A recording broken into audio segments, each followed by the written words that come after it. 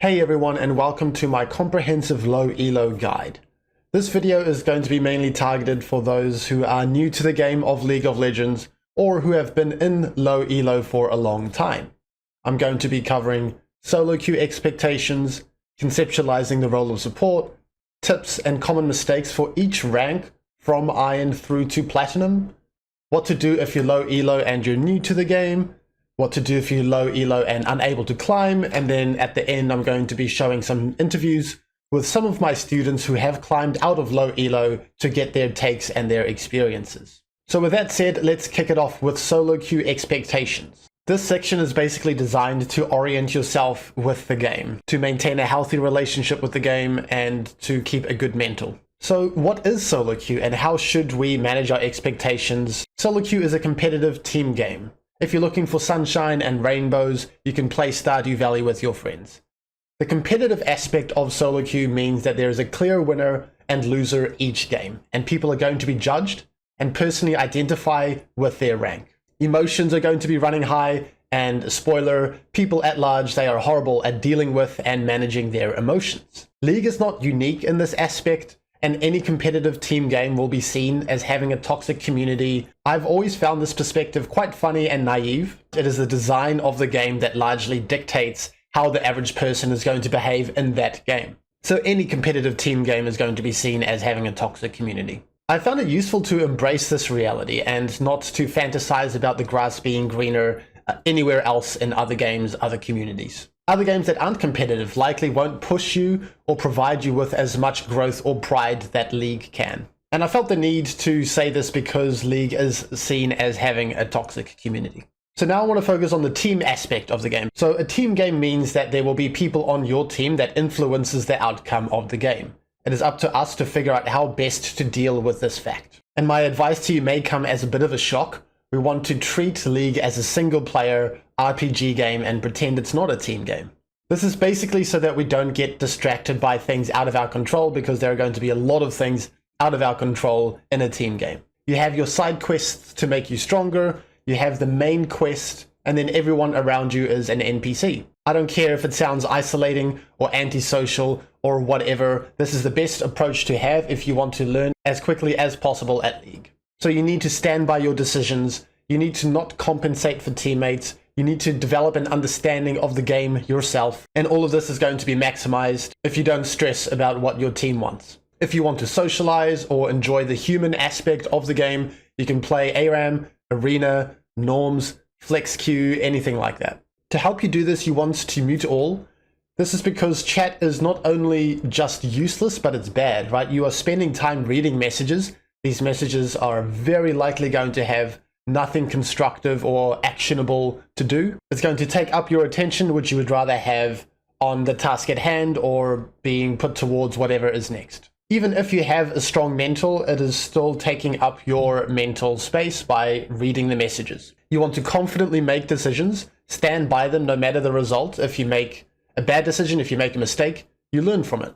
If you make a good decision, you learn that it works and then you do it again. But if you're allowing your teammates to make decisions for you and you're following their call, then you're not going to be improving your decision making and your game knowledge, and then you won't climb. And learn how to say no to plays. So there's a difference between just pretending that none of your teammates exist and making your own decisions. You can analyze what your teammates want and then think if that is good or not, and then trust your own knowledge to back that up. One of the most observable differences between high and low elo in my experience is that high elo players, they know what they want and what they don't want. Low elo players, they tend to say yes to way too many things and end up paying the price for it by losing a wave or dying or falling behind or something like that. So don't compensate, don't just follow your teammates blindly. That's inherently hard stuck material. Your teammates are going to be in their rank for a reason, and they're going to make decisions reflective of that rank. If you want to climb out of that rank, you need to learn how to make better decisions. Try to get rid of the notion of a good teammate who just tries to help everyone and back up what everyone else wants. Screw what they want, figure out what you want, figure out how to control the game. My next point is that it is easy to underestimate League, but you are going to do so at your own peril. You can't play the game of League of Legends on paper. Even if you understand most concepts, That's not the hard part. Individual concepts in League are not that complicated. If I talk about what a freeze is and how you should generate it, I'm pretty sure that I could get most of you on board pretty quickly, but it's about executing it in different situations consistently with a tremendous amount of time pressure on your head. And it's also about prioritizing what needs to be focused on at any one time in the game. So if you throw in 20 other concepts on top of that concept of freezing a wave, suddenly you're going to be overwhelmed. So respect how dynamic and complex the game is, and respect the execution of the game, how important it is to not only understand it, but consistently execute on it. And that might make it easier for you to be comfortable with your pace of learning and not feel like you need to do too much too quickly with this game. League demands muscle memory, it demands many reps, and on a similar point, given its complexity, improvement and change takes time. So don't expect to fly up the ranks in a year. It can take many years to build up a knowledge repertoire and a process and a mentality to even start honing your concepts. This is the most dangerous to those that have come to expect results in their life. I've seen plenty of students like this. It doesn't matter if you're a top level concert pianist or a high rank in another video game or good at a sport or a straight A student. Do not underestimate this game or delude yourself into what climbing in League should look like given your past experiences. Solo queue, and I'm speaking strictly on the game design side, is brutal. It's unforgiving, it is very snowbally, and mistakes are just going to lead to the entire game becoming harder for its remaining duration for you to play. Let's take tennis for example. Sure, the scoreboard is always ticking over as the match progresses, but every point you are on an even playing field, and nothing that happened previously affects how the next point is going to look. While this does exist in some extent in other games, for example, FPS games or Battle Royale games, you get better access to guns or resources. There's no other game quite like League in terms of how punishing and how snowbally it is. And this is important for two main reasons. The first is to internalize how important early decisions and moments in the game are, so you don't get bogged down in the details in the later stages of the game, as the late game is the least replicable time of game, with so much having happened and so many variables playing into it. It's much more effective to put time and energy into the first 5 minutes of the game than the last 5 minutes of the game. To some extent, it's similar to chess. In chess, it's common practice to study openings and learn how to set up a game to be in a reasonable spot. But you don't want to study and internalize entire games of chess because there are just far too many possible iterations. Similar idea in League. And the next reason that we need to come to terms with the game being inherently snowbally is to maintain a healthy mental and relationship with the game. If you allow the snowball nature of the game to get into your head and to frustrate you as it gets harder to influence the state of the game, the more that you fall behind, you're going to tilt, you're not going to enjoy yourself, you're not going to learn, and you're not going to find as many comebacks as you could. And you would probably need frequent and extended breaks from the game as well as your mentality deteriorates. So accept the nature of the game for what it is. Accept that although every game is still winnable until a nexus falls, game states snowball, and sometimes all you can do is maximize your chances of winning, but then you may still end up losing. And speaking about losing, you need to make peace with losses. It's all about moving on as smoothly as possible as you can from losses, from road bumps. Learning how to lose is just such an integral part of your solo queue climb.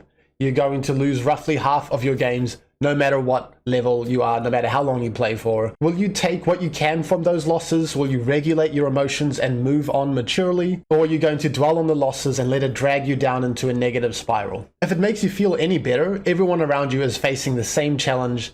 And if you deal with these challenges better than them, you are actually at an advantage because of this. I have an anecdote for this. So I have played tennis basically my entire life. We had indoor and outdoor courts at the tennis center that I grew up at. I used to hate playing outdoors because of the effect that the weather had on my gameplay. If the sun was too bright, I would try to serve and the sun would be in my eyes, it would piss me off. If there was a slight drizzle so that it was harder to move and the balls got a little bit heavier, or if the wind started to pick up and the balls were just blowing around a lot, I let it get into my head and I used to play much worse. And not only did I play worse, but I played more worse than my opponents did from the weather. I had a revelation one day that if I manage these conditions better than my opponents do, it's actually an advantage. And so I did. I started to look forward to my outdoor games. I really shifted my perspective and my mentality. I embraced the hardships and the conditions, and then I thrived. A similar mindset can be used for League.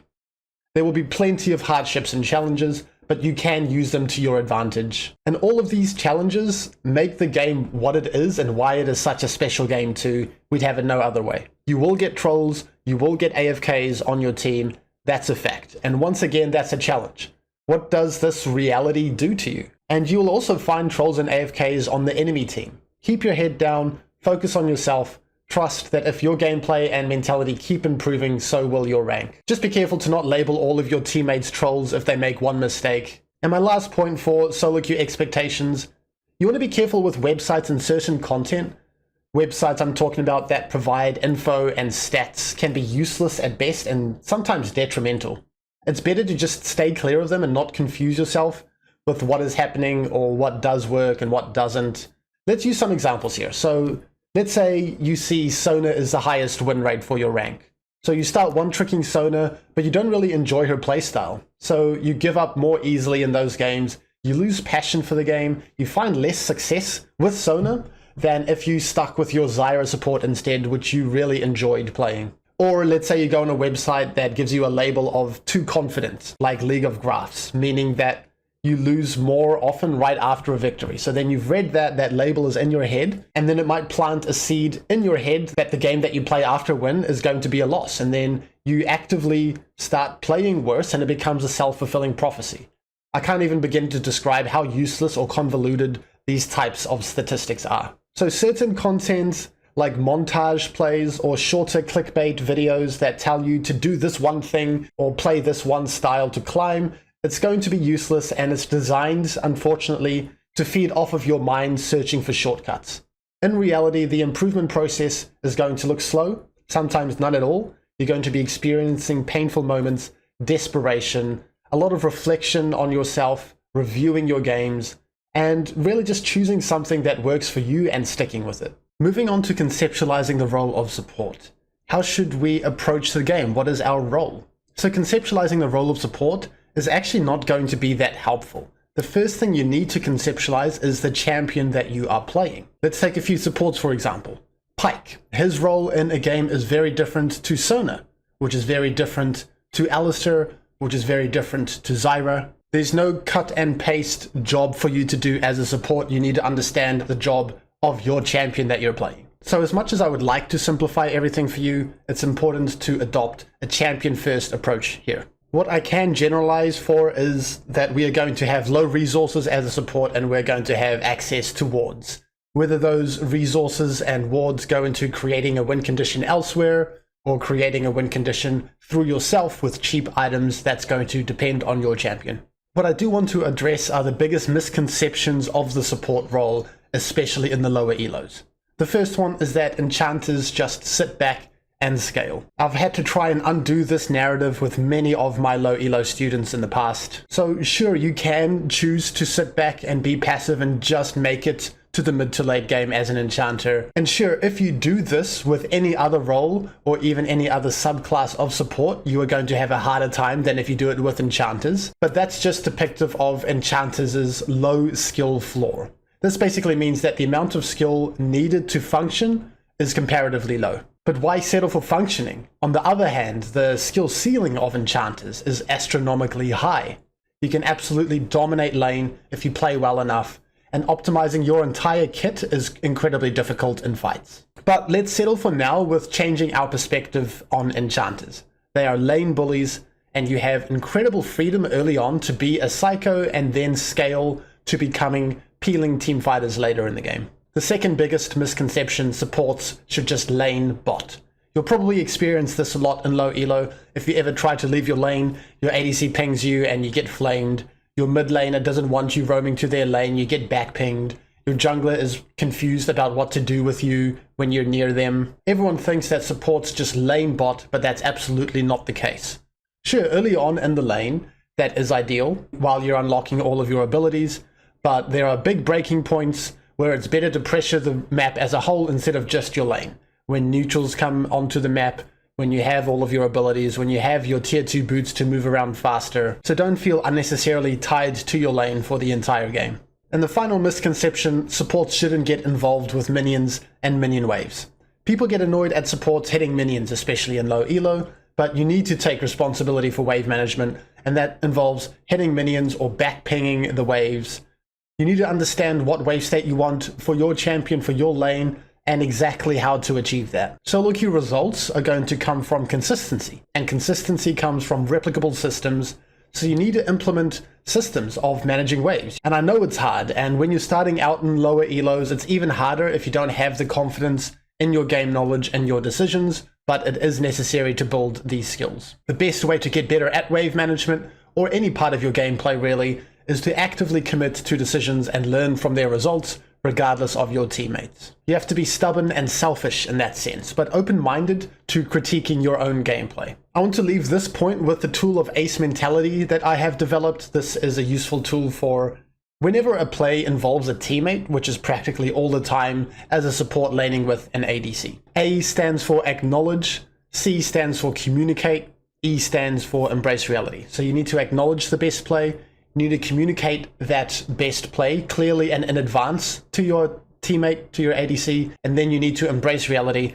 Whatever happens, happens. Don't tunnel, make the appropriate decision in the situation. And so we'll apply that to basically every wave that enters our lane. We're now going to move on to two different sections directly addressing low elo players. And the two categories that I want to talk about are people who are low elo because they are new to the game, they are pre-level 30, they have little to no ranked games. And the next category is those who are stuck in low elo, career low elo players who play consistently and have never been higher than platinum. Let's start off with those who are new to the game. What's the first thing that you should do to start learning and improving at this game? So if you're new to League, the first thing that you really want to do is get a feel for the game as much as you can. You need to play a lot.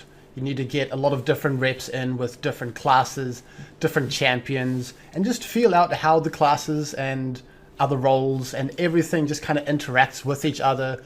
You want to feel out the neutral objectives. What does a tower do? What do dragons do? Why should we get them?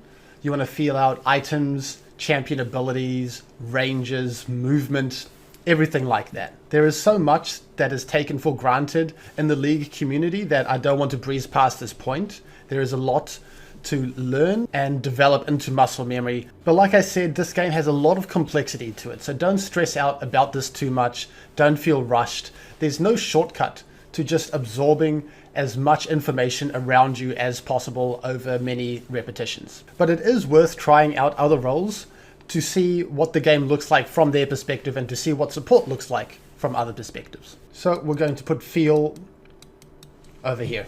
Get a feel for the game and for your role. The next step for you is, once you have a basic idea of champions and of the game, holistically speaking, ask yourself, which playstyle resonated the most with me? Did I like engaging, actively making plays, setting my team up for success, pulling that trigger, feeling that satisfaction of, yes, I know that I made the game-winning play there? Or did I like dealing damage from a distance? Was it satisfying for me to stay alive and constantly deal damage and know that my damage and my positioning was really satisfying?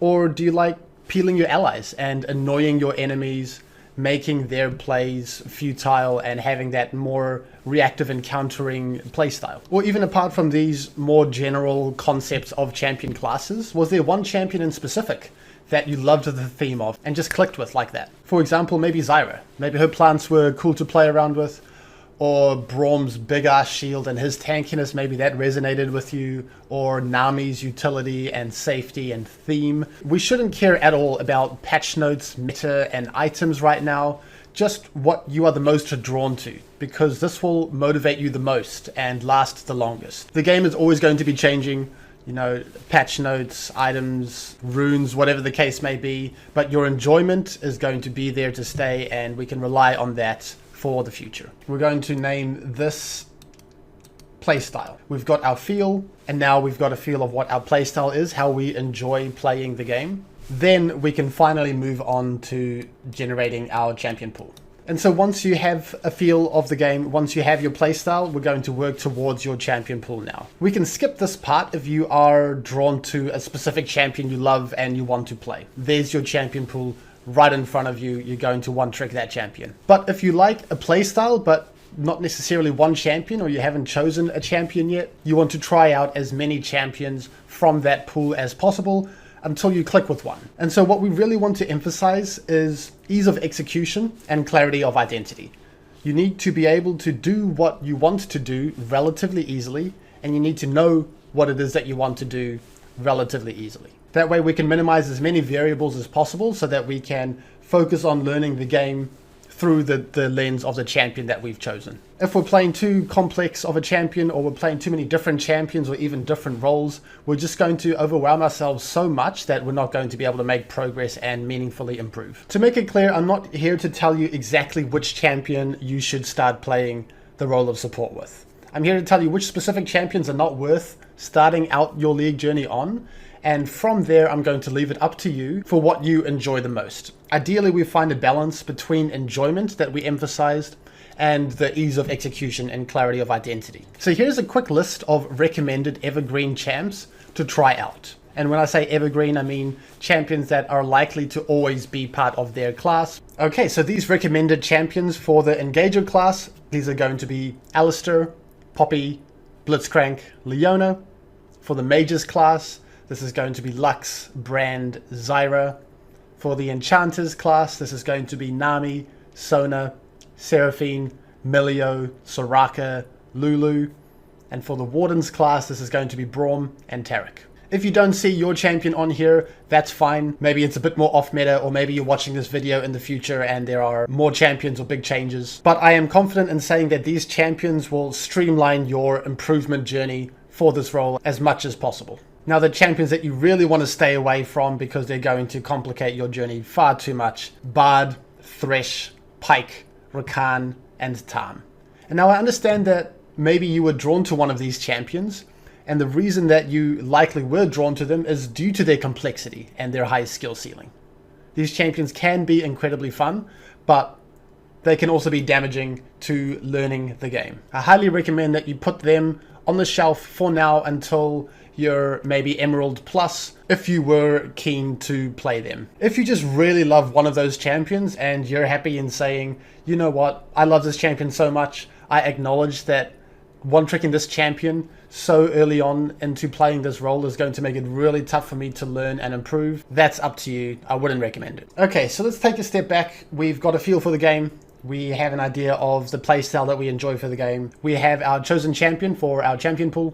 It's now your job to learn that champion as much as you can. One trick the champion, play nothing else when possible if it hasn't been picked or banned away from you, and learn the complex game of League through the lens of that champion. Don't worry, you don't have to only play this champion for the rest of your life, but let's also at the same time give this game the respect it deserves. If you're new to ranked and you play a bunch of different champions, you're going to get punished. You won't learn as much, you won't have the results you're after, and you likely won't have as much fun. As it is incredibly engaging and interesting to deep dive into one champion and figure out how much you can get done with that champion, but also this is a competitive game. Winning is more fun than losing. There is likely also so much happening around you that piques your interest and is a new experience for you, which will prevent you from getting too bored with only playing one champion for the near future. If this sounds too daunting, or you're willing, again, to sacrifice a smooth, optimized learning journey for more flavor, more spice in the short term, then I would say don't go over 2 champions max to begin with. And they do need to be of the same class. So 2 engagers or 2 enchanters, etc. Your pool should get expanded once you reach around high gold or low platinum. Moving on to those who are stuck in low elo, the career low elo players. This is going to be a pretty short and concise section because it's just going to be general advice without any gameplay examples. If you want to see gameplay examples, they're going to be coming up in the next section. But if you've been stuck, you need to learn, how to improve at the game. It is clear that you aren't improving even though you are putting in the time. So I encourage you to check out these 2 videos of mine. The link is going to be in the description below. How to improve at League of Legends and why you aren't climbing. But you also need to believe that you can climb. Things can change for the better. There is a path forwards that leads to a more desirable reality for you. You have to do the right things. No one's going to do it for you, but it's absolutely possible. And League is a skill just like anything else, like playing a musical instrument or learning a traditional sport. It's more addictive, there are more pitfalls and distractions potentially, but it's still a skill. You can improve at a skill and your rank will reflect your skill just like any other competitive endeavor. So moving on from mentality, the first thing that you want to address is your process. Are you autopiloting a lot? Are you spamming the game way too many games per day? Are you blindly moving on from one game to the next? Kind of riding an emotional roller coaster. You're giddy in victories, you're depressed in your losses. So if you're autopiloting and you're going through the motions, don't be surprised if you don't go anywhere. What you need to do is you need to stick to a very small champion pool, make sure you don't spam the game, don't queue up when you aren't in control of your emotions, try to gain better control of your emotions in general so you don't have to avoid playing the game, remove distractions, mute all, never surrender, focus on yourself. Just give yourself a chance to express the best version of yourself because you absolutely can improve and you absolutely can reach higher ELOs. For this next section, I'm going to be going over common mistakes and coaching and advice for each low ELO rank. Just some points before we do this. These are going to be, of course, generalizations from my observations. There are so many reasons why you may be in your particular rank. We're all on our own path and might not be the same as what I'm going to be describing. Also, some concepts are going to be relevant at all stages of our improvement journey at every rank. But I still think you'll find this next segment valuable. I'm going to be including coaching clips from each rank of a session that I think encapsulates that rank the best. First up is Iron. This is the rank of laying foundations. This is a test of whether you can physically control your champion, your mouse, your keyboard. Can you physically play the game? This is also going to include camera movement, understanding where your champion is. And whenever I do coach my Iron students, these are the shortest coaching sessions as the foundations are still needed to be built through repetitions. When you are an Iron, there is the most to learn, so it's easy to be overwhelmed. So my feedback almost never goes past 5 minutes in the game. What Iron gameplay typically looks like is movements are very clunky. There is little to no feel of spacing, of ability ranges, of auto attack ranges, of understanding when people are or are not out of position, including ourselves, and just low control in general. It's also very common for Iron players to barely play the game at all here. So if this applies to you, don't be surprised if you're not improving, if you're not playing the game at all. It's also very common for Iron players to not know what champions do. And so this is why reps are so important for this rank, is because you need to just understand all of the items, the runes, the champions and their abilities to even be able to play this game properly. So you'd want to get in a bunch of normal games. You want to just play a lot of the game. Don't stress out too much about concepts. Just get a general feel for this whole world around you. So my advice for Iron, play the game consistently, try out a bunch of different champs, different roles. And when you do decide on a champion that you want to play, you just need a general understanding of what your champion does. Be comfortable exploring your limits, making aggressive decisions. Don't worry about roaming at all. Don't worry about top or mid or jungle almost at all. I have surprisingly found a lot of success in getting my Iron students to just be unreasonably aggressive. People have no idea how to react to aggression in Iron and low bronze as well. Here is an example coaching clip from one of my Iron students. This is going to be from the perspective of Lulu, where we are going to be talking about early lane. Now he's really chunked, and now we have that opportunity to just be psycho. Ignite, spam auto, ping on the way, fight them, ignite, yep, run forwards, and just back yourself. So we're making quite safe decisions, quite safe movements here. But as you can see, we were nowhere near dying, and this is just what we want. So I want you to explore these more. Have more faith, have more confidence that you're going to come out ahead in these early fights to the death, right? Because notice what worked. You ran up 1v2, took a short trade. That didn't work. But what is going to work is those extended fights where you get to find a lot of auto attacks. You get to use your base damage and all in. Okay, so yeah, that makes sense. Yeah. First thing is when we are going to fight, we need to be moving between our autos, right? Because that's why we take numbers, to move faster. So auto attack, and then run forwards. And then auto attack again, and then run forwards. Yeah, I've gone into the practice tool and tried to practice that as, like every now and again, but I need to do it a bit more. I've also like yesterday, I started practicing by using, I think it's on my setup, but I use A, which is like, or it auto attacks the nearest thing. You don't have to be can't do that. precise. We're gonna have to click on the ground to move forwards, and Yeah. then we're going to then you can kind of A click, I suppose. But Okay. I don't think supports need to use attack nearest object because you don't have really high attack speed, so it's not an issue. Okay. Just right click on the ground and then right click on them. Okay. Okay. So does this, in hindsight, does this look a little bit awkward that we're just sprinting it away? Yeah, I think I was trying to like dodge the brand queue because I was like in the back of my mind I was also like aware that I'd already been chunked out quite a lot. So I knew I was healing, but I was like, if I get chunked again, it could be the end of me. Yeah, and that's where we'll just have to test our limits because you're not going to die here. They don't have that all-in damage, right? They have the poke. You might end up over here, but you still have your flash, and you can always move away if you get too close to death. But it can make all the difference at the end of the day if we miss out on 1 or 2 auto attacks, or 3 or 4. Moving on to bronze. This is the rank of introducing laning concepts. You need to start understanding basic wave states. What is a freeze? What is a slow push? What is a fast push? You need to start understanding basic matchups more. So your champion versus melee supports, your champion versus range supports. What are we generally looking to do in those situations? You need to start understanding the concept of pressure in general. Start making plans for waves. Start to be engaged in these important laning fundamentals. Start to play around with the idea of fog of war. People have no idea how to cope with fog. And still we're not going to be worrying about roaming towards mid or jungle. So basically just getting the hang of important concepts that we need to learn now that we have a foundation for actually playing the game. So those were my 2 biggest pieces of advice for bronze players. Use fog, especially if you're playing melee supports.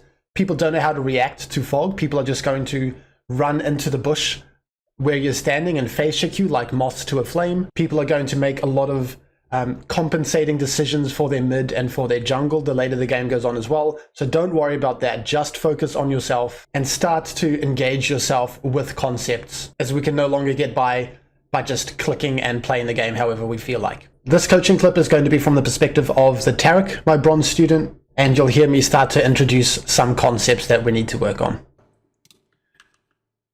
We're going to be exerting the most pressure over here. Yeah, I play kind of vegan because it's the first Mount High matchup I've had in like 6 months. Okay. So I do play very caster minion-ish the first few minutes of the play. Okay. If I remember So they're going correctly. to be a couple layers to this. The first is that we just need to understand Maokai's identity, right? How much respect does he deserve? Yeah. The second is that we started in lane. We get to control here. If you're scared, then get flushed out. If you're not scared, stand your ground, right? But here we're saying, oh god, I'm terrified. You guys get access. You guys get space. You guys can win lane. Yeah, I'm like afraid of W or double E. Like, Right. yeah. Yeah, so just stand your ground a lot more. Especially if you start in lane and you get that control, because people just straight face checking, they're going to take a bit of damage. You can play around that how you will, but from their perspective, there's a big difference between a Tarek sitting here and them feeling the pressure, and she's more scared to find auto attacks and he's scared to ever walk up. Yeah, and I can E like when I flushed out or get some free damage. Yeah.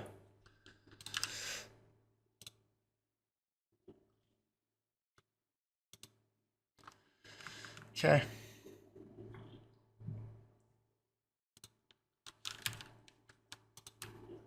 All right, so we're all set to hit level 2 first. Just be careful about standing behind minions. This is the second Q we've been hit by.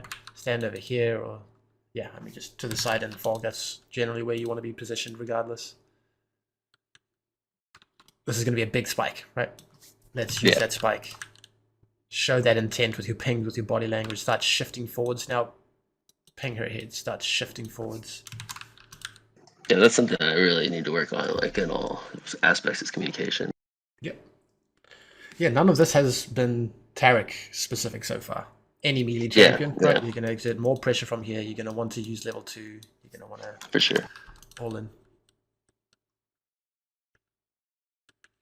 About to hit the biggest spike in the game, and we're walking backwards.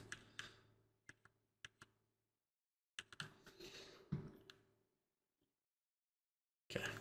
Now let's move on to wave management. So I asked you at the start what wave management you wanted, and you said you wanted on your side of the lane, right? Yep.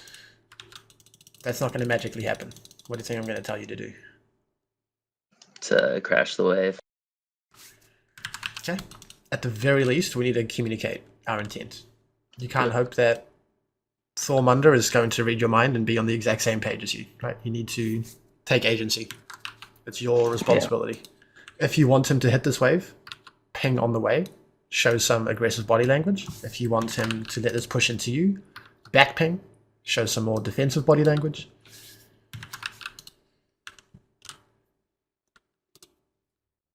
I want you to have a plan for each wave. Whether it's a good plan or a bad plan, just make it your responsibility. Right. And the reason that I'm not saying you need to do this with this wave right here is because we can make an argument either way.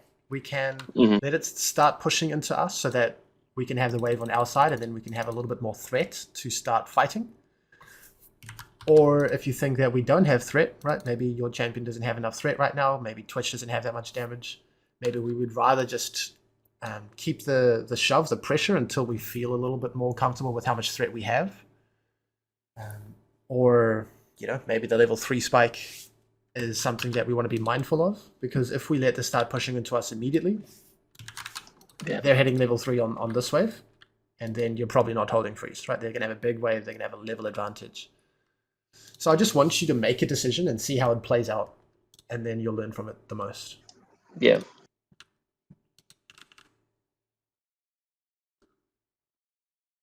I like how we're not putting our spells on cooldown.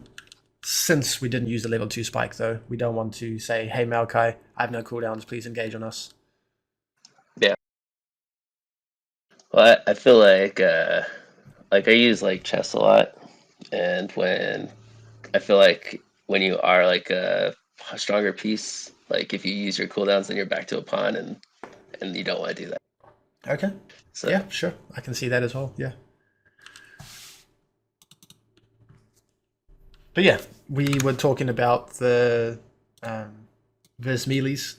You don't need to feel that pressure to be proactive. Versus ranged, if you just kind of don't do anything, you're going to bleed and you're going to lose pretty hard.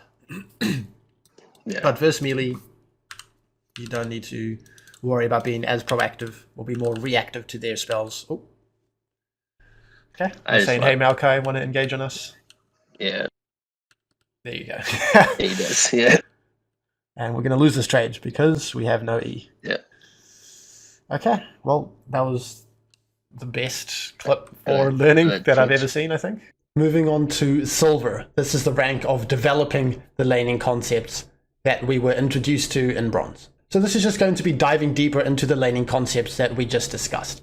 Deeper dive into wave states, not just what, but exactly how in each situation. A deeper dive into matchups, not just Taric versus melee champions, but Taric versus Maokai. Not just Janna versus melees, but Janna versus Nautilus versus Janna versus Rel. Understanding interactions between champions in the bottom lane. And also, we are going to be developing the idea of pressure, how to exert the maximum amount of pressure on your champion in lane at all times. There's going to be a deeper dive into our champion's identity. So not just generally what does our champion want to look to do, understanding how, understanding why, and understanding the exact steps.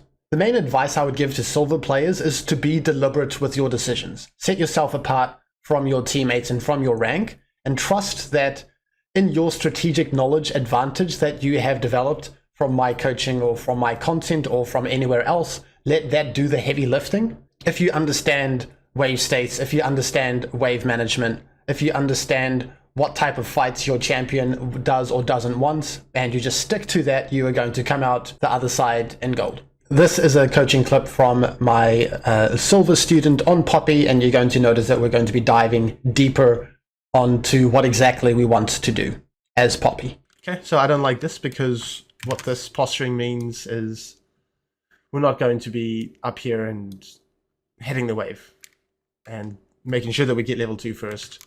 You'd rather be in this bush as well. Mid bush is going to achieve a lot more pressure than just kind of standing way back here.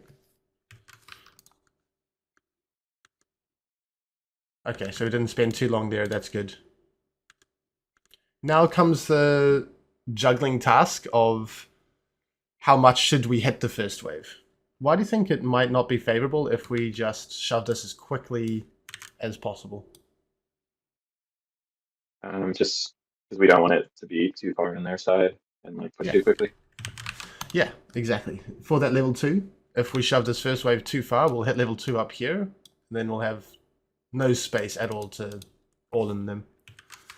So you want to hit level 2, but as slowly as possible. And that's just something that you can play around with. But they're not starting in lane. You're starting in lane. You have the HP advantage already. You have the control of mid-bush. You're fine. You can just chill now. Okay. Otherwise, here comes the Poppy minigame, right? Like, can you find someone to just slam them against this wall? If you can do it, we should always be on the lookout. We should always be kind of posturing. Can we sneak in here? Can we have a little bit more pressure? This is going to be a better angle for those slams. And I notice we don't have slam yet, but we will always take E level 1. And she's not respecting enough, right? Like, if she gets caught, she's slammed. So let's embrace this part of your identity. And let's clearly communicate our intent, right? Ping on the way, ping her head, show intent with your body language, and then Siva will be hopefully more up here. Siva will be here, we will be here, and then just pull the trigger and slam her. Whether you have to invest your flash or not, either way it's going to work, right? Because if she gets slammed against the wall, ignited, Halo blazed, she's flashing afterwards. She's going to take a tremendous amount of damage. And then that sets up your lane perfectly, right? Where you just get to pressure in bushes, and if they ever step anywhere near terrain, you're just hex flash killing them. Okay. Okay. Otherwise, understand when you're hitting level 2. And then there's going to be that whole... So let's say embracing Poppy identity, and then we'll just talk about the whole level 2 minigame. We need to hit level 2 first, right? But that's not the only thing that we need to do. We need to be in position to use that spike. There's going to be a big difference between hitting level 2 and we're back here versus hitting level 2 and we're up here. Yeah. And if we are in position to use it, then it's just executing, right? Like just making good decisions once you're in that position. So let's see.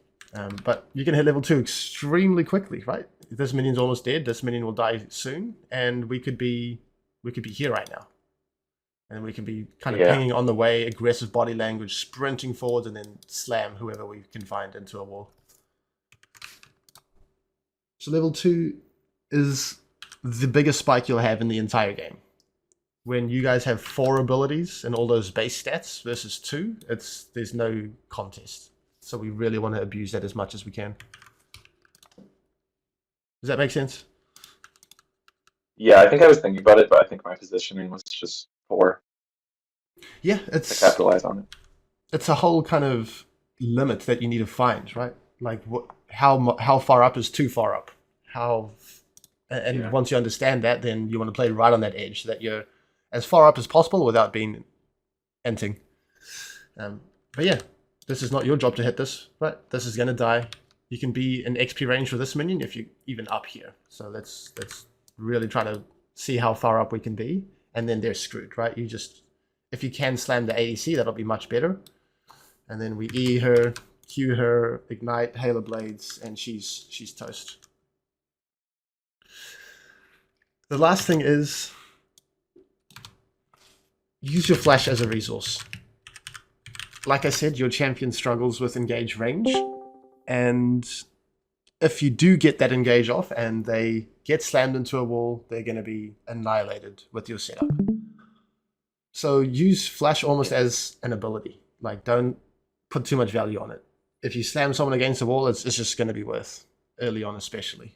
And you have Hex Flash, right, to continue that pressure. But the problem is, if we never find a window to press our button this whole time, you're going to get outscaled. Right? You're not going to be that tanky. And Hail of Blades is going to fall off big time. So, in a sense, we kind of have to do this. But at the same time, like, that intent is going to really help you. Be an absolute psycho. Like, what happens right now if you just ping on the way, flash E into Q, into auto, into ignite? I know that Rakan's mobile. I know that he's full health, but that'll be good for you to learn, right? Like, what happens? Is he going to die? Is he going to flash? Is it going to be worth if he gets chunked and doesn't flash? Okay. Okay, moving on to gold. This is the rank of broadening perspectives. There's still going to be a lot of developing concepts, and spoiler, almost every rank is developing the concepts that I've mentioned. You get faster, you get better, you get more precise at it. Occasionally you have to revisit it to polish up again. But apart from developing the concept that we've talked about, it's about understanding the map more. What our role in the game is holistically, outside of just the 2v2 lane. What does our jungler want? How can we facilitate what they want and create some early win conditions with them? So basically just understanding how to interact with junglers, understanding jungle gank threat, understanding how to survive ganks, how to waste the enemy jungler's time, exactly how to set up a gank for your jungler, using your jungler to facilitate bases. Another big one is being patient and deliberate with spell usage. So as much as we can understand and develop the concepts, if we don't understand how to make the most out of our spells and land the spells, maximizing the value from each of our button presses and the chances of our skill shots landing, this is when people are going to start understanding what your champion spells do and understanding how to dodge them, and you need to be able to play these mind games. And it's also going to be about winning the 3v3. So my main two pieces of advice: be patient and deliberate with spell usage, and try to win the 3v3, not just the 2v2. The 3v3 is jungle and bot lane. Understand when you are susceptible to getting ganked, the enemy is susceptible to getting ganked, and kind of what to do on those windows. These will give you consistent advantages in gold. So this is from the perspective of my gold student on Nautilus, and you'll see how we are discussing how to interact with junglers and making sure that we get the most value out of our spells with deliberate spell usage. Let's just quickly talk about Volibear, because we can treat him as a relatively strong early jungler. Same with Rek'Sai, Jarvan, Lee Sin, whatever, those type of champions, Xin Zhao. Yep. What do you think we should do when we are up against a jungle with a scarier 3-camp gank? I'm not. I don't know if you get ganked, but it's worth respecting. And if we wanted to respect it, what would that look like? It wasn't something that I was really considering, mostly because I don't think I played a lot versus Volibear recently, so I don't know. Okay, if it was a Xin Zhao, what would you be doing? Probably looking to try crash faster, maybe, and also maybe try get a river ward. Yep. Yeah, so we can. There are a number of outs, fortunately. So you're right. We can look to crash second wave, or we can wards river, absolutely, or we can position topside of the lane as well, so that we can be a human ward, see him coming, and then potentially use our tools to disrupt him, and we can hold our spells. Because if we start using spells and then he pops out, then we're dead, right? Yep. I have a question about two of those: the warding river and positioning topside. Because if I'm positioning topside, it feels like it's a lot harder to play around fog, right? If I'm just dipping in and out of river, it doesn't feel like I'm having a lot of threat. And if I start with because I've been starting sweeper most games versus double range, just so I can contest the bush and play around bushes. As basically been playing around bush as my central win con. That sounds reasonable. So is this something? Are those two for when I think it's a really scary, something like I guess like a Xin Zhao, or versus something that I think has more kill threat than Twitch Soraka? If it's I don't know, if it's Pike Samira plus heavy ganking jungle, is that where it's more appropriate? You don't have to take wards to ward the river, right? Your ADC is going to have a ward. True. Communicate, ping, ping, ping on the way, ping on the way. All of that good stuff. That was one of the things I identified a lot in while I was playing and when I reviewed is that I need to ping more. But yeah, of course, positioning topside is going to come at the cost of 2v2 pressure, but it's to save you from the gank. So your whole goal on that window when you're positioning topside is just to not die, right? Just to fix wave and just get past this tricky section. It's not to pressure 2v2 and start to kill them. Yep. Okay. So in a 2v2 setting right now, you're exerting a lot of pressure, and we might be able to find a two-step. This hook is too fast again. We're quite fortunate that ranged minion starts sprinting forwards and allowed that hook to hit, but it's just going to be same thing.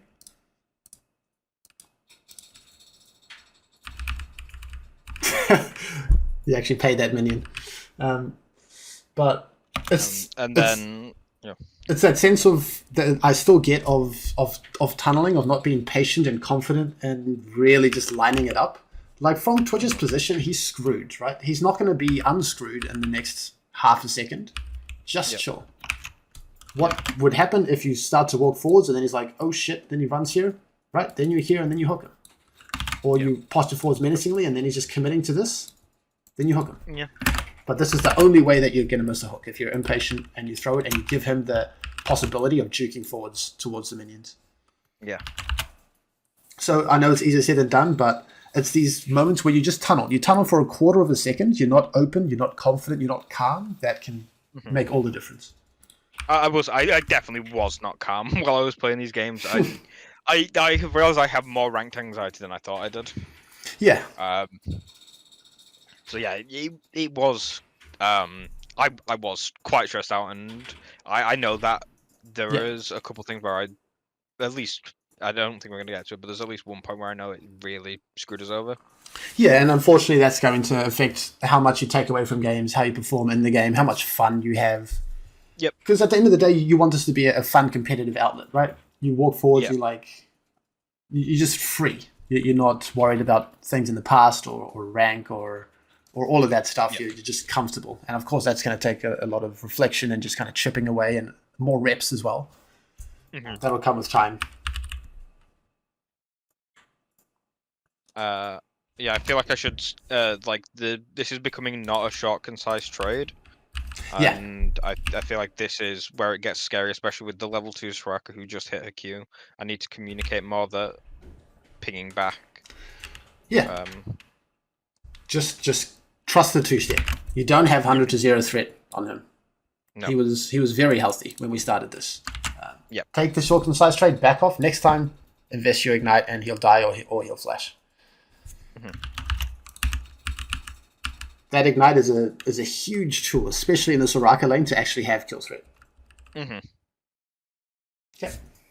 I genuinely think I just tunneled on the Twitch. I didn't realize Soraka wasn't level 2 yet. Okay. I mean, even let's consider Soraka as a hook target. The thing is, she's not out of position, right? Even if you find a hook. That was meaning I think the reason why I ignited, which I think is incorrect, is that I think, Soraka's going to heal him, and I want to cut the heal, but Soraka isn't even level 2. Even if she was level 2, then cutting a heal won't be valuable, because you need this ignite to kill or to force a flash, at the very least. Finally, we're moving on to Platinum. This is the rank of translating pressure.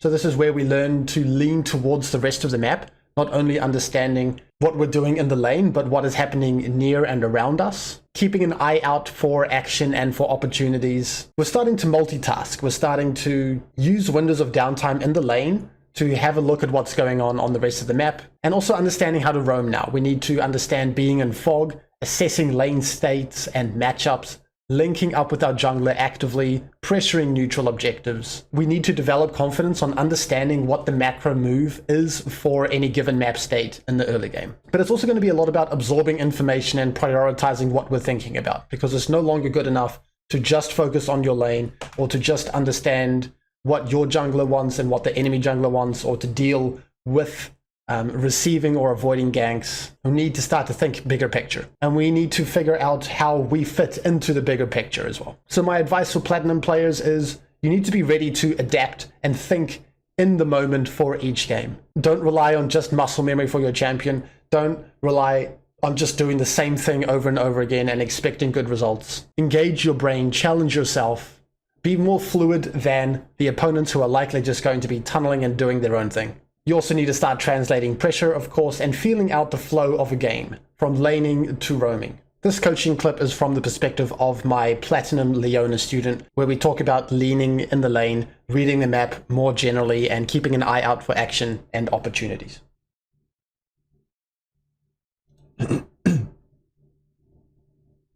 That sweep is not going to achieve much. We would... Like, in the near future, this wave is going to crash into their tower, right? And then, once that wave does crash, we would eventually want to use our sweepers somewhere around here, right? Either we're roaming here and sweeping, or we're basing, and then we can kind of sweep around this area.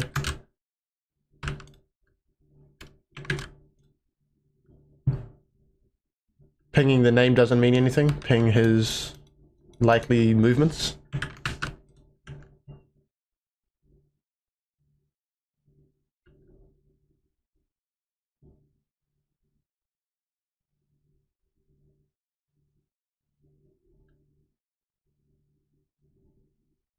Okay, jungle is active on bot river, so we want to be more on this side of the lane now, so that we can facilitate the Gromp or the Dragon. Yep. Unless you want to Psycho dive the ADC, which is a bit high variance. I don't mind if you don't want to. Yeah. I communicate so few. Really got to start shifting up here, though. You're going to achieve nothing here. They can't hold this freeze. This wave is definitely going to crash. What if something breaks out here? This would be a window for you to kind of investigate around mid, sweep around mid. Nothing to do here. Yeah, if Lucian dies there, it's on him then, if I go roam. Yeah, just communicate, right? Ping's body language. Yeah. Back ping here, on the way ping here, move up, and then if he dies, it doesn't matter. But your body language is enabling him, right? It enabled him to stay when you started running here, when you guys cancelled your base. It's enabling him to kind of hit the tower here when you're hanging around with him. He's got his E. Don't feel like you have to babysit 24/7. Yeah. There, this is completely illegal, right? Mid laner here and we're nowhere near. Mid laner should just immediately die here. We're jungler. Yeah.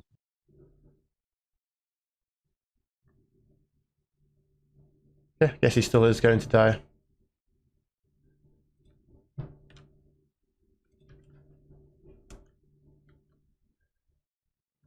Yeah, so obviously this window just, we weren't linked up. And we needed to kind of read the map, link up with our jungle. Okay.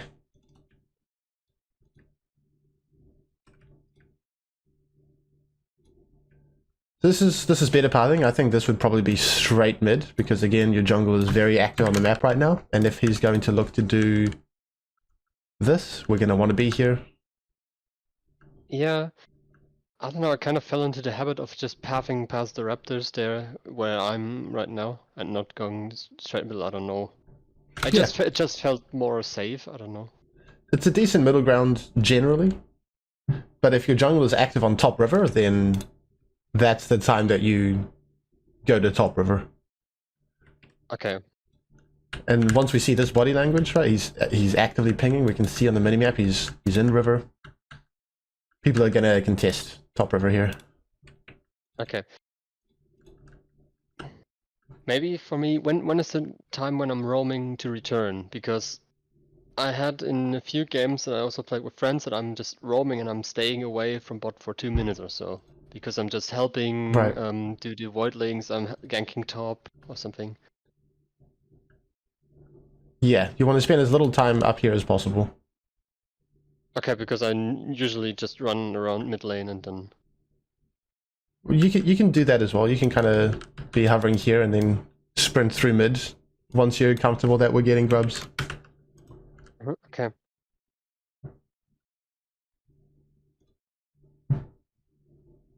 Okay, so we're back bot. We're gonna crash this wave, and then we see Pike bot top. Okay, free ADC dive. Ping on the way. Be a psycho. Kill ADC. She cannot survive this. Forwards, forwards, forwards. Now the dive is already gone. This is the freest dive you're ever gonna see, and we need to be able to recognize these dives. Like some other dives are a bit tougher. Like 3v2 is tough. 2v1 with Leona versus and a mobile ADC. That's it can't fail. Worst case, you die, that's still a really good outcome because she gets denied minions. Yeah, true. You told me this the last few times as well, and I've been trying to look for some opportunities. I've been diving a bit more, but still, here I'm still afraid. Yeah. No, it is scary. It's high risk, high reward. Oh, we are going to do it. Okay, it's the body language, it's the hesitation. But, great. I mean, we're going to see the outcome. Like, it can't fail unless the execution is going to get a bit dodgy, but still, at the end of the day, that's how you punish Pike Brain, right? Enemy support shows on the map, mid or top, just dive the ADC. We get to shove another wave here. No reason to base. Dead, mid, jungle is top. Yeah.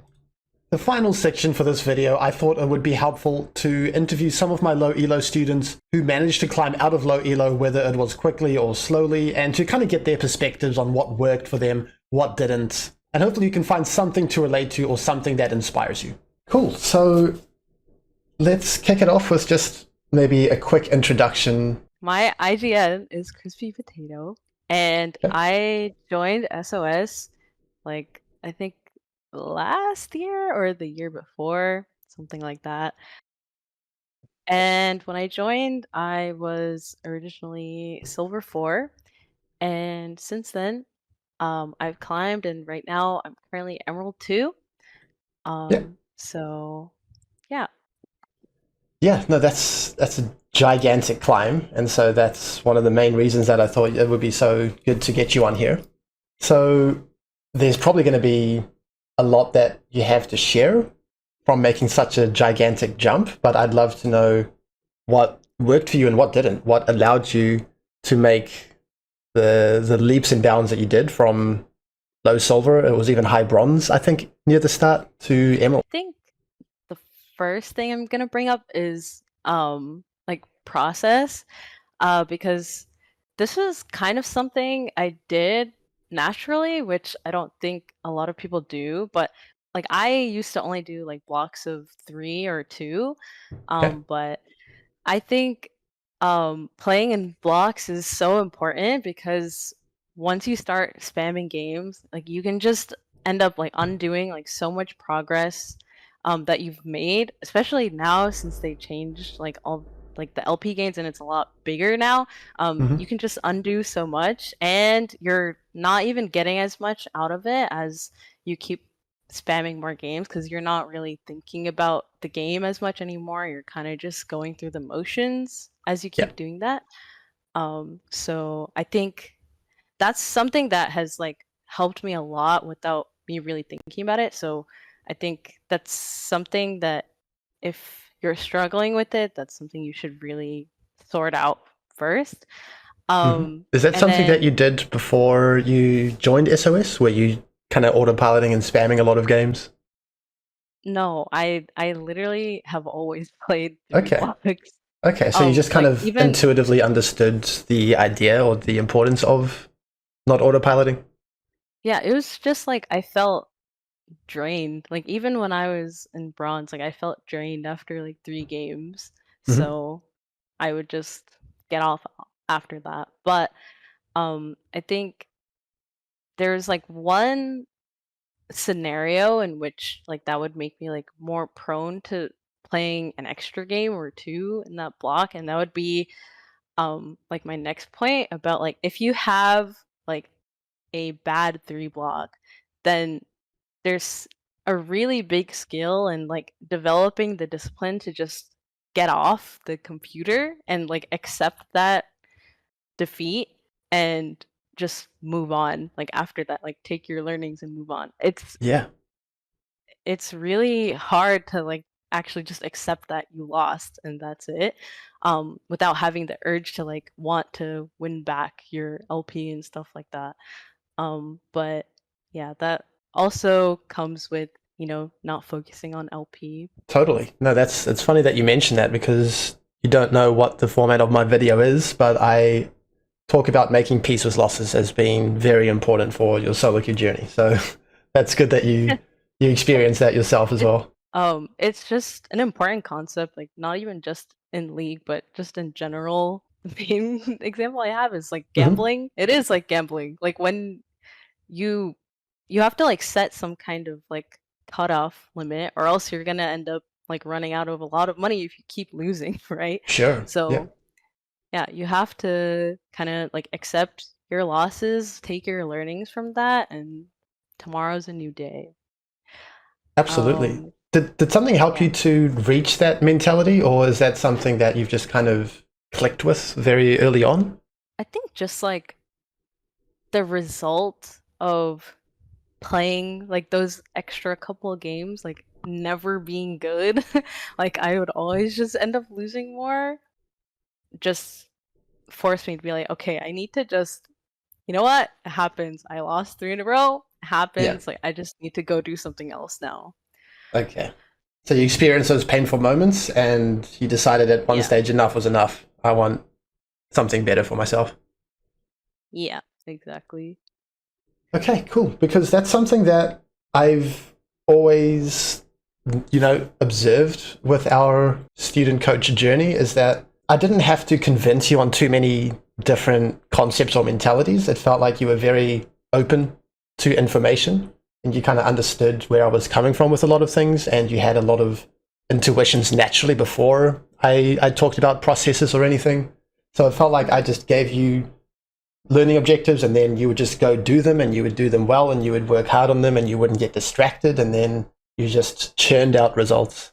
Is there anything else in terms of process that you think really helped you to climb? I think this one kind of came like later on, but having a solid routine like out of game is like really important. Like having like a good diet and like exercising, um, and like having good sleep and like having other things to do besides League in your life in general, whether it be like hanging out with your family, friends, playing other games, like anything. Just League can't be the only thing that you do. It just can't, because then I don't know, like you're like more prone to do everything wrong, if that's true. That's just what I've learned. Absolutely. No, what I normally say is that if League is the main pillar in your life and something goes wrong in League, then you have nothing to fall back on. Is that kind of like, does that resonate? Anything in terms of like actually improving or learning in the game? Because it sounds like you were great at preventing disasters and staying happy and healthy, but what about like actually picking up concepts? Because you did that very quickly as well. I think one thing that helped was back then, like I used to go to coaching like really frequently. Like I think like every week I used to come in. And that was because like at that time, for me, just like I remember the beginning was so hard because I feel like I had to unlearn like so many like bad habits that I had, and I just had to like be like, okay, I just need to punish one last hit. Like that's all I need to learn how to do. And I was like so hyper focused like on that task. Like what just like even just like one of the 3 or whatever learning objectives I would have, like I would just like hyper focus on that, and I wouldn't care if like I was dying trying to do it. I don't care if I was getting ganked a million times trying to do it. Like I wouldn't think about anything except like trying to do that. And then naturally, like it became to the point where it was just a natural thing I would just do. Like I don't have to think about it anymore. And then I would, like as I kept learning more things, like adding more things on top of that started to become, it's just easier to Okay. learn new things. I think what issues a lot of people have is that there is so much to improve on. There's so much in the game. It's so complex that they don't know where to begin. But it sounded like you had just kind of the maturity to say, I'm just going to approach it one step at a time. And I don't care about other parts of the game. I don't care if I make mistakes. That's all going to be part of the process. But if I just get better at one area and then I make that a habit and then I move on to the next one and then make that a habit, then eventually you're going to be good at enough concepts that your gameplay and results are just going to skyrocket. Yeah, exactly. Did you notice changes in the way that you approach the game from your journey from Silver to Emerald? It was kind of like my view of LP like has changed like a lot, and like why I play the game has changed, I guess, and like Okay. what I think about like going into a game. Like before SOS, like before anything, like I would always just think about like, oh man, I can't wait until I get to the next like tier or the next division or something like that. I only need X amount of LP. So if I like win the next 2 games or something like I would just be thinking about that so much. Because of that, I couldn't really think about the game itself anymore because I'm just thinking about like, oh, I need to win this game so that I can get to the next rank or whatever.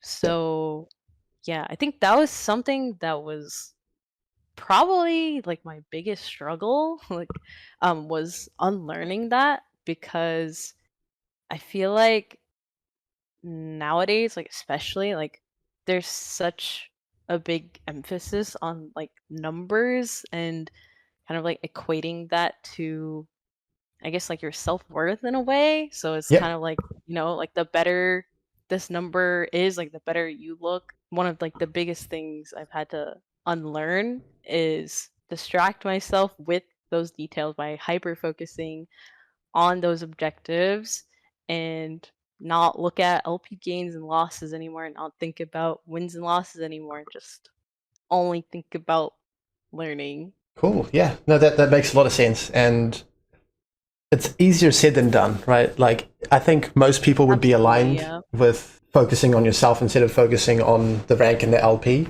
But I think mentioning that you just distracted yourself with learning objectives and, the details and the actual gameplay, I think that's going to be really useful. Okay, so just a quick sense of like your timeline of improvement, because it was very fast and it's not going to be like that for everyone. But what did your climb look like chronologically? I think I was genuinely just Silver 4, like no other division or anything for like a couple months, because like there was just so much I needed to learn, and there was like so much losing that I had to go through to like learn all of those things. So I was like Silver 4 for like a while, and then it was kind of like once I learned those things, like I just jumped like in rank like to like gold right away. Like I just sped through the rest of silver pretty much and like got to like gold 4.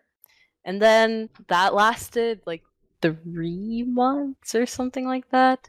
And then they added emerald. And then I essentially just like climbed to like plat like immediately, because I think gold 4 was kind of just like became plat in a way. Yeah. Okay, so I think I climbed from like plat to emerald like the first time within the span of a month or so. It was pretty fast. I remember that. And it wasn't like a smooth, slow and steady progress. It was kind of like learning concepts, being stuck in a rank, and then eventually they just learn enough, you get enough momentum, and then it just all kind of clicks for you, and then you kind of accelerate to the next rank, it sounded like. Yeah. So what happened with your champions? Like what did you play to get from your initial climb from, silver to emerald? Okay. Initially I was a Zyra player, like Zyra one trick. And How did you then- prevent yourself from getting bored or burnt out on Zyra? I assume that the results were a bit of a motivating force as well to keep going. Yeah, definitely. I could not even like just like visually like the rank results, but like I felt myself like improving at the champ. So, you know, Yeah. like I was like motivated to like continue like learning and improving at the same champ.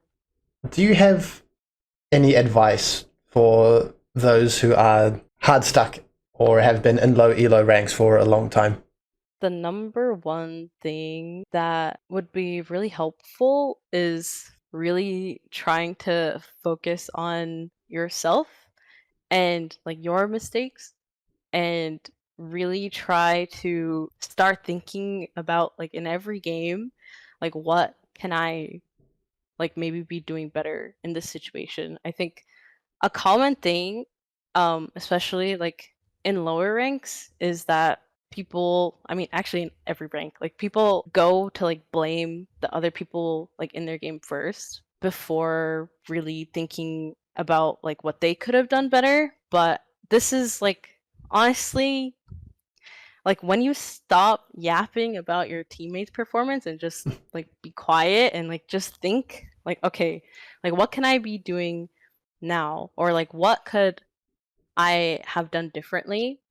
I think that is really helpful. And the other thing is just generally having a like never FF mentality, like never give up like a game, because there are so many games that are like winnable, especially like in low elo, even if it looks doomed. Like never FF, and just always have that mentality of like never giving up.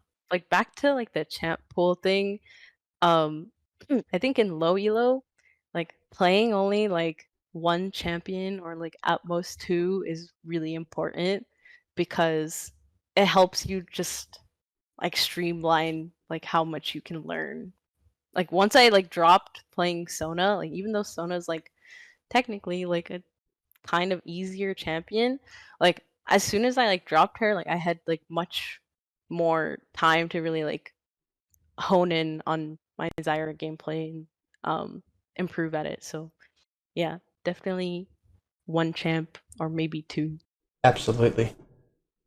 No, thanks so much for your time. Thank you for watching. Please consider liking, subscribing, and commenting if you enjoyed the video. For world-class support, coaching, content, and community, go to wtl.lol/cupcake.